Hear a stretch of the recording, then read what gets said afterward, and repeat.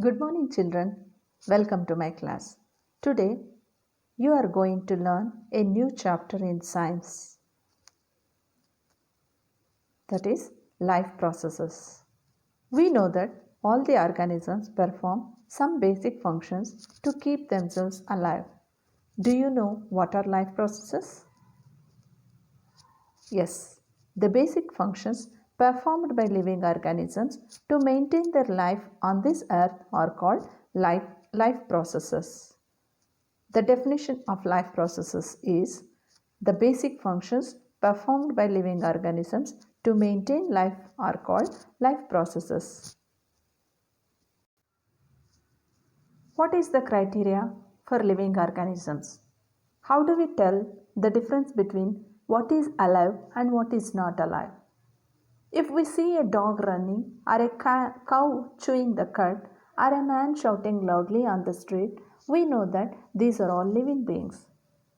Visible movement such as walking, breathing, or growing is generally used to decide whether something is alive or not. Presence of life processes is a fundamental criteria that can be used to decide whether something is alive or not.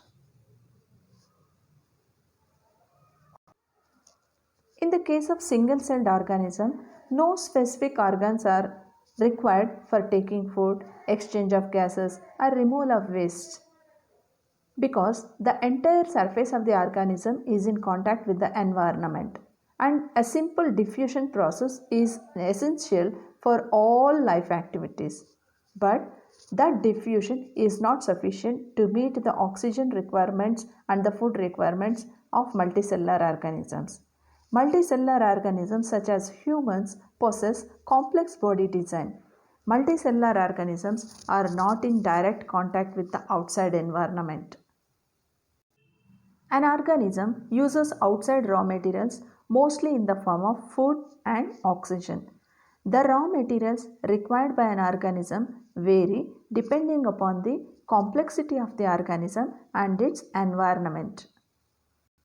There are different types of life processes like movement, respiration, sensitivity, growth, reproduction, excretion, and transportation.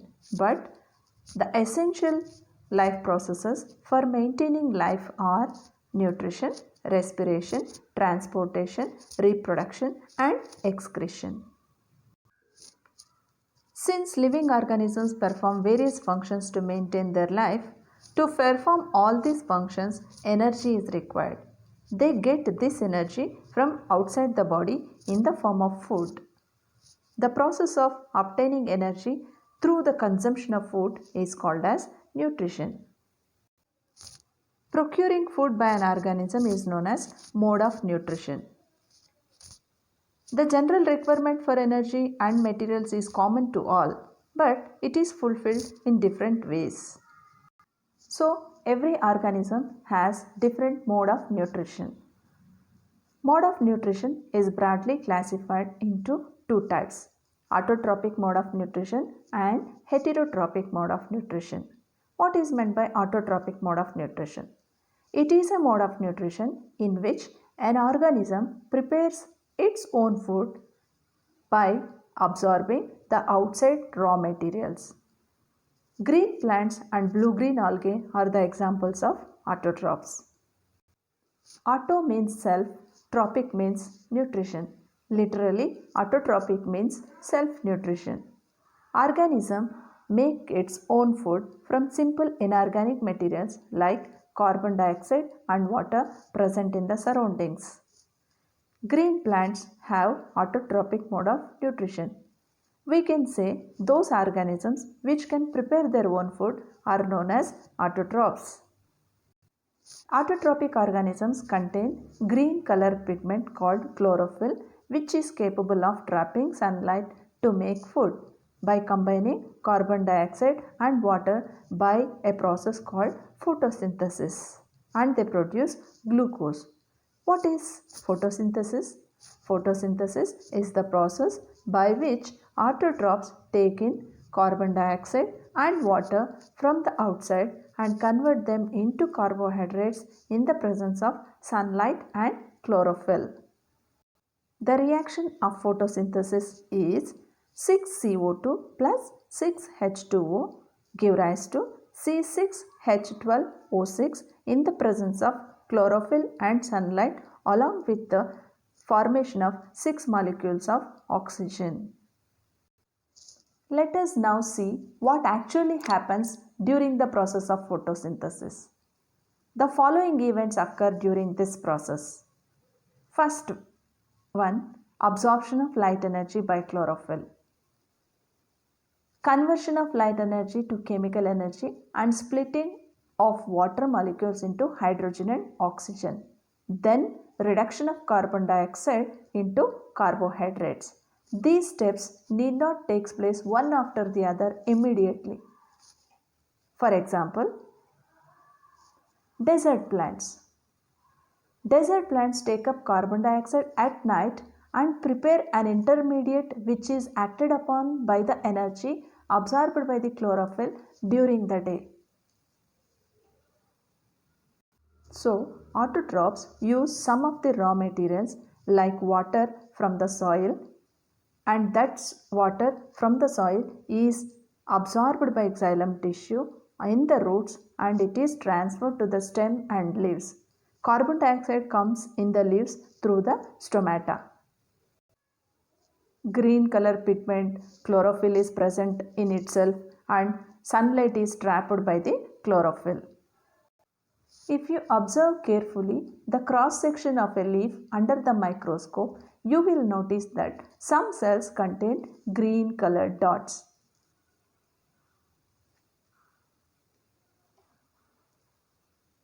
These green colored dots are called chloroplast, which contain chlorophyll.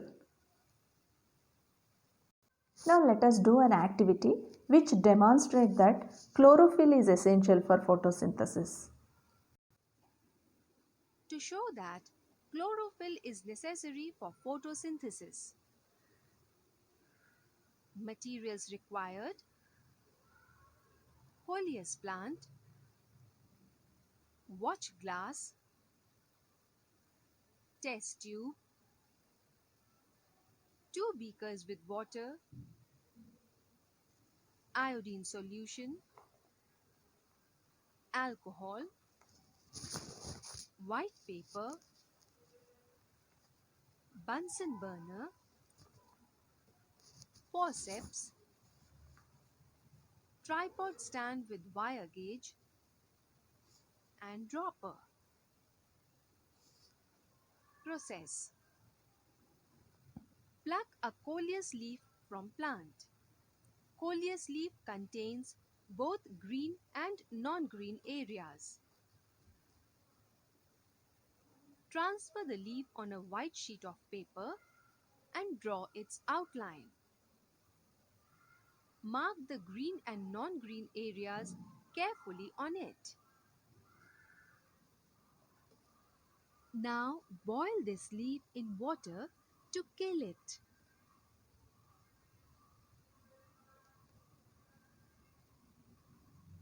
After boiling in water, again boil it in alcohol. The purpose of boiling leaf in alcohol is that it dissolves greenish part, that is chlorophyll. Then wash the leaf in cold water and place it in a watch glass. Now pour some drops of iodine solution over it.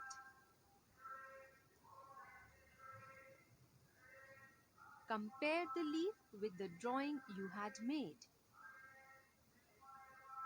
Observation: only those areas of the leaf become blue which were marked as green. Conclusion: this shows that chlorophyll is necessary for photosynthesis.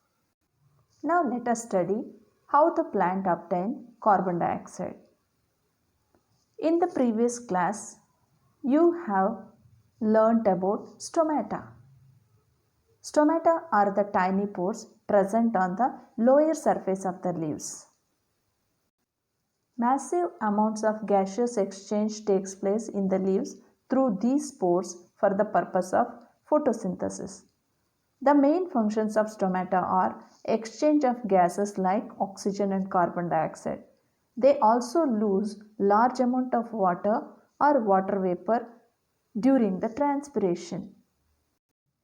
When you observe the stomata closely, you can see two bean-shaped cells on either side of the stomata. They are called as guard cells. The guard cells regulate the opening and closing of the stomatal pore. The guard cells swell when water flows into them, causing the stomatal pore to open. Similarly, the pore closes if the guard cells shrink. In desert plants, when the temperature is very high, stomata are closed to reduce the loss of water due to transpiration. Desert plants are adapted to take up carbon dioxide at night when stomata are open. The carbon dioxide taken up in the night prepares an intermediate compound which is acted upon by the energy absorbed by the chlorophyll during the day to prepare food. Carbon dioxide for photosynthesis? Let us verify this by performing an experiment. Requirements: 2 potted plants of same size, glass plate, bell-shaped jar, watch glass, beaker, petri dish, Bunsen burner, forceps, dropper, potassium hydroxide, ethyl alcohol, iodine, water. Procedure: take 2 healthy potted plants which are nearly the same size. Keep them in a dark room for 3 days. Now place each plant on separate glass plates. Place a watch glass containing potassium hydroxide by the side of the plant A. Potassium hydroxide is used to absorb the carbon dioxide. Cover both the plants with separate bell jars. Use Vaseline to seal the bottom of the jars to the glass plates so that the setup is airtight. Keep the plants in sunlight for about 2 hours. Pluck a leaf from each plant. Put the leaves in separate beakers containing ethyl alcohol.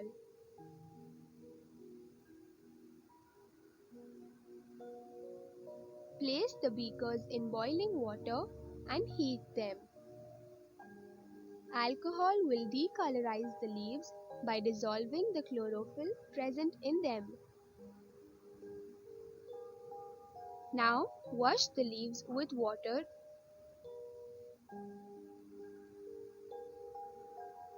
Then put iodine solution on both the leaves.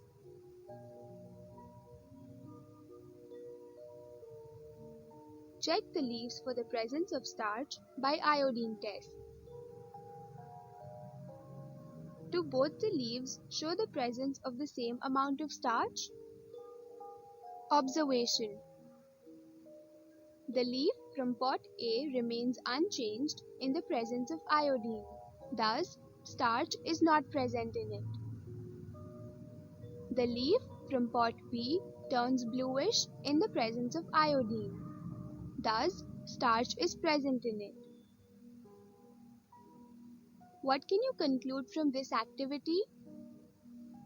Potassium hydroxide placed near the pot A absorbs all the carbon dioxide. Hence, plant A cannot perform photosynthesis. Plant B does normal photosynthesis by utilizing carbon dioxide from the surrounding air. The leaf from pot B therefore shows the presence of starch. From this activity, we understood that carbon dioxide is necessary for photosynthesis.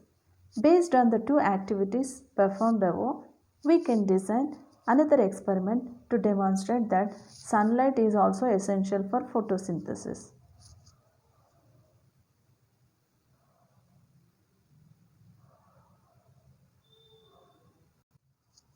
far, we have talked about how autotrophs meet their energy requirements, but they also need other raw materials for building their body.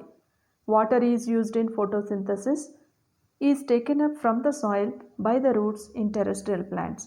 Other materials like nitrogen, phosphorus, iron, and magnesium are taken up from the soil. Nitrogen is an essential element used in the synthesis of proteins and other compounds. It is obtained from the soil in the form of inorganic nitrates or nitrites, or it is taken up as organic compound which has been prepared by bacteria from atmospheric nitrogen. Each organism is adapted to its environment. The form of nutrition differs depending upon the type and availability of food material as well as how it is obtained by the organism. The next type of nutrition is heterotrophic nutrition.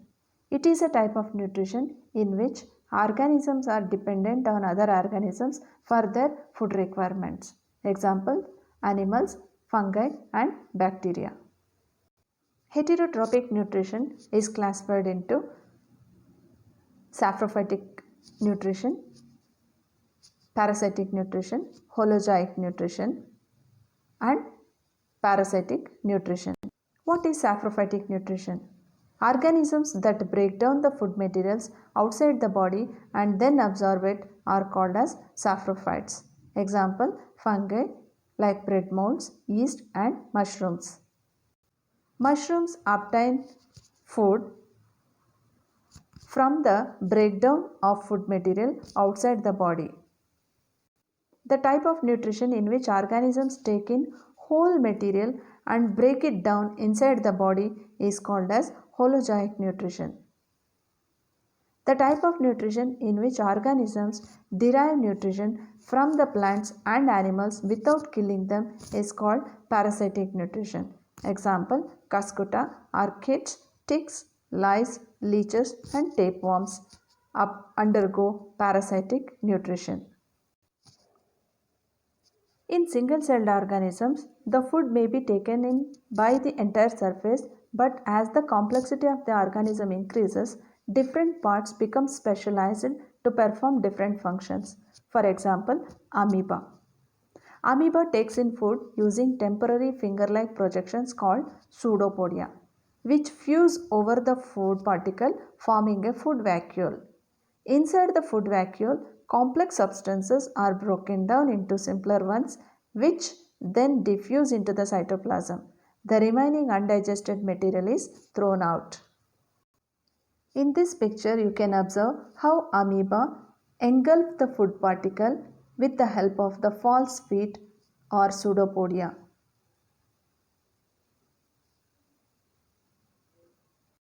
In the next class, you will study the nutrition in human beings. Thank you.